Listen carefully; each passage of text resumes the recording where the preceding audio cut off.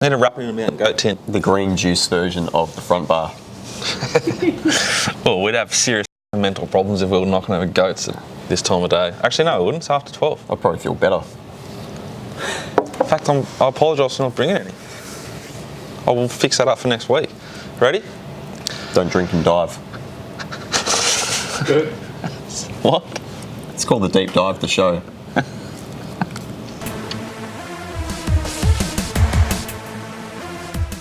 Racing. The Big Drifter, Pistol, the Big Drifter. I was in the Bart Cummings. It was race 8 at Flemington. Our old mate Lloyd had another one in. He was, did he feature on the first show or was that the pilot episode? He could feature on them all this time of year. Yep. Anyway, King of Leo Grants. Import, third start ever in Australia. Opened him 5:50, 9 a.m. So all the early snipers, Group 1 race, or Group 2 race, they've all had their opportunities. It's still 5:50, 9 a.m. What price do you reckon to start at Betfair SP? Am I allowed to look? No, don't look at your notes. Double figures? Yeah, 11.46 on the fair, punters. Friendless. Absolutely friendless, and as we spoke about last week, ran accordingly. To stable you can really watch the market with and get some good intelligence out of. There was no excuses. The ride was outstanding by Damien Oliver. Got the back of the favourite, had every possible, and just showed nothing I'd expect. It is done, this prep, and potentially in a little sale or maybe a half a sale. We know sometimes they nom and then scratch from sales, but it's a nice little Euro stayer with some ability. Surprise Baby, the winner, the horse which King of Leo Grants had its back. It was kept kind of safe, I thought, early by the bookies. They opened sort of 230, 240, which we're seeing a lot of at the moment with favourites, especially in big races. I think it's the effect of the POC tax. They've got to put the percentage in and it's often at the front of the market. It was a little bit soft. It started 267 on the fair. Like, it wasn't back like a moral, which it won like. That tax is affecting punters and therefore turnover, and the turnover figures have shown that. But it wasn't a drifter. Yeah, there was a sort of match. Hovered around its sort of spot. The big go on the race was a Hawks trained last start, heavily backed horse in Sydney, Supernova. It went off. It was what they opened it $13 at 9 a.m. It's 2 starts in a row now, isn't it? $13 at 9 a.m. It's jumped $7.20. It's almost halved. It completely hemorrhaged. And probably at the 200, you thought you were on the winner if you backed it. It was the only thing on Betfair Live that was just green and sloping downhill heavily. It's when I looked at that and I looked at the race and I went back through it and I thought, why have they backed this horse? If you go back and look at the Kingston Town, which is a race that was very well backed in and disappointed in Sydney, it's a deep race, isn't it? Wasn't suited on that occasion. The horse was too far back in the run, but yeah, some really nice form coming out of that. Obviously Finch was there as well. It's probably the main one that we'll see later on, but Come Play With Me. Come Play With Me comes out of the same race. Yep. 2 units for Pistol Pete there at Royal Randwick on Saturday. Reshoed. Oh, it still got the job done. You beat the curse. First time for everything, isn't it? Well, yeah, it's a really strong form race. Yep. The what did I call it? The Kingston Town. The Kingston Town. Go back and have a look at it. It's a really interesting form race. If you go on your puntingform.com.au webpage, you can click on that race. It'll open up a fresh screen. Go dive through all the races. There's plenty of horses that get to come out of that race and race, so you might be able to find a winner there. Surprise Baby, the horse. Yes. So, the race has gone 8.9 lengths fast to the 600, so a genuine tempo. They've come home 3 lengths fast, 11.9 overall. Punting form, all average benchmark figure. I think this horse is right on track to be really competitive in the Melbourne Cup. It was heavy to my eye. Like, I've seen it fitter. It killed him. It made a run what I think is inferior ground down the centre of the Flemington Straight on Saturday. There's differing opinion. Mine is that it was a heavy, like on pace, midfield or better bias. You didn't want to be making runs to the outside. People can dispute all they want. That's my read. I'm not saying you're wrong or I'm right. That's my opinion. I think the way I clarify my position on the track play, I'll confirm it, is Damien Oliver's ride on the last favourite, Miami Bound. He decided to dig that horse up and land in the box seat because he thought he had to. That's the bloke who's won over 100 Group 1s. He's ridden 8 races on the card and he's decided, I need to put this thing into the race. I don't want to go back and swoop, which the winner did. Yep. But he was drawn 1. Surprise Baby has done more than enough here, yeah? It's run the 3rd fastest last 1,000 on the card. It's pretty impressive. It's outstanding work. Off a good early tempo. Yep. So the 11.9 figure is what Surprise Baby's run here. It's run a 15 plus figure twice. One of those figures was when it ran second just to Steel Prince in the Melbourne Cup lead-up race, whatever that was. So I really think we're a chance here with Steel Prince and Surprise Baby of running really good races in the Melbourne Cup. It's exciting. Outside of the obvious, did we find anything else in this race we want to follow? Oh, look. I think we did, probably Dal Harold. Dal Harold? Yes. Well, how do we pronounce it? I think it's just Dal Harold, isn't it? Just say it real fella. Dal Harold. Dal Harold. It went huge.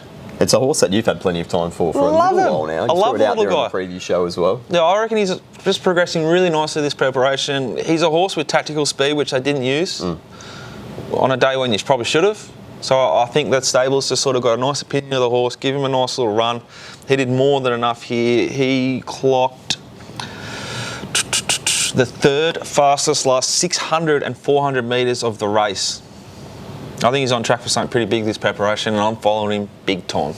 Very nice. Turnbull Stakes punters, Mystic Journey. She opened $3.10, little Betty at 9 a.m. 3.10. Started 460 on the fair. Sustained, unwanted, big, massive drifter.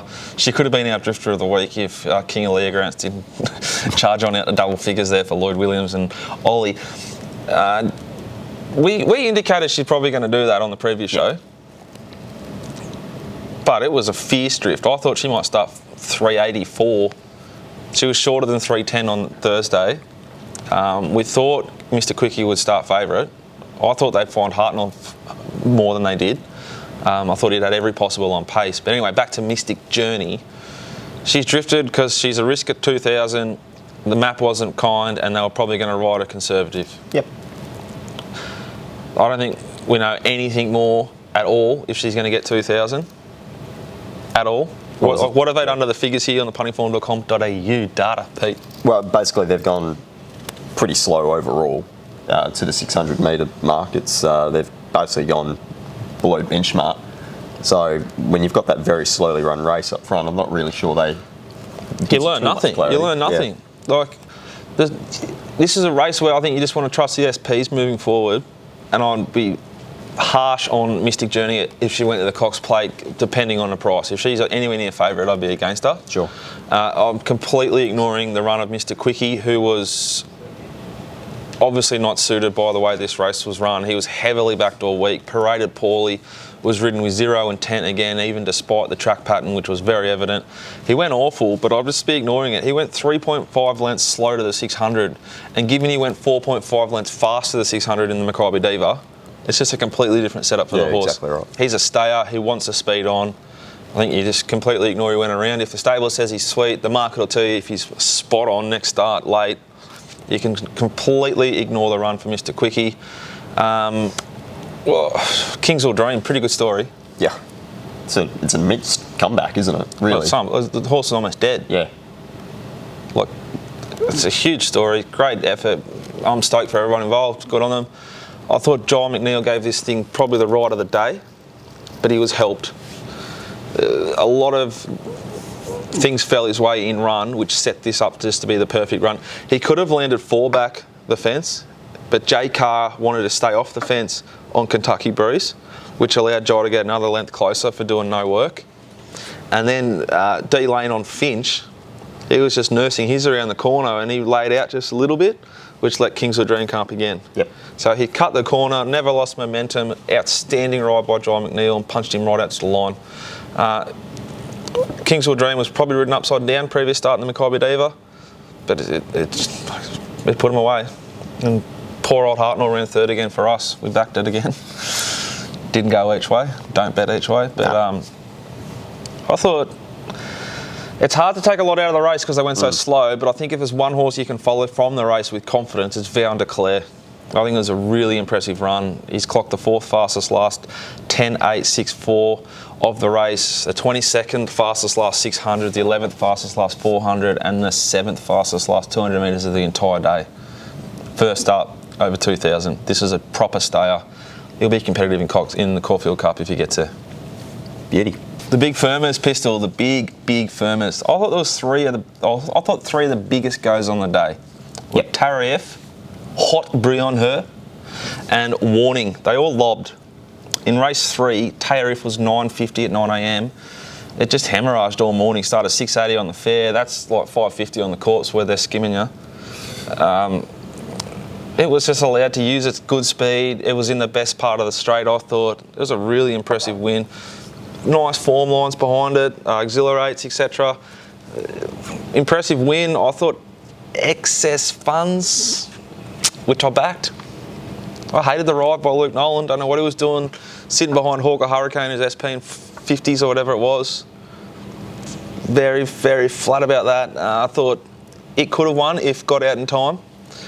And I think we can follow it for 1 or 2 more starts this prep. I think it's had a reasonably light spell. But it's a race with lots of different angles because there's horses that were back. They just didn't seem to be able to run on. Sure. Brooklyn Hustle, etc. They ran 6.2 fast to the 600 here, which is quick. They came home with 3.3 fast. Overall figure of 9.5 lengths fast. Puntinform.com.au benchmarks. I think it's a really strong race going forward. I love going back through all the benchmarks and then referring back to the class. How many of the horses in that one race broke the class benchmark? I think that's always a really good indication of the race's strength going forward. And if we have a look at this race, we've got all the horses going down to Excess Funds breaking that class benchmark. So what's that, the first 6 home of the 12 horses? Yeah, and Excess Funds was probably not tested at any stage. So it could have run a bigger figure. I think it's a really strong race. Yep. Righto, next race is the Blazer, Peter. The Blazer, race 4, Flemington. They were about $9 about Hot Brion Her in the morning. And do you reckon that $9? Obviously the way the race why did it go off, given it was a fair track?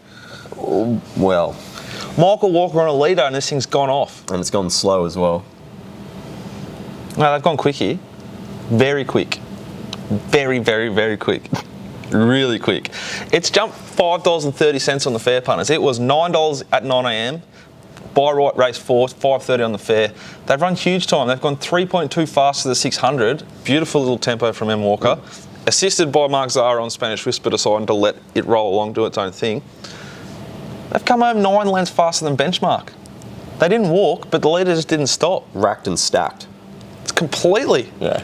Like, this is classic, like old school, just stack them up and let it go. It's a perfect front running ride. Great ride, M. Walker. You superstar. Now, what do we do with Angelic Ruler? West is best normally, Pete, but I was probably too far back in the run, really.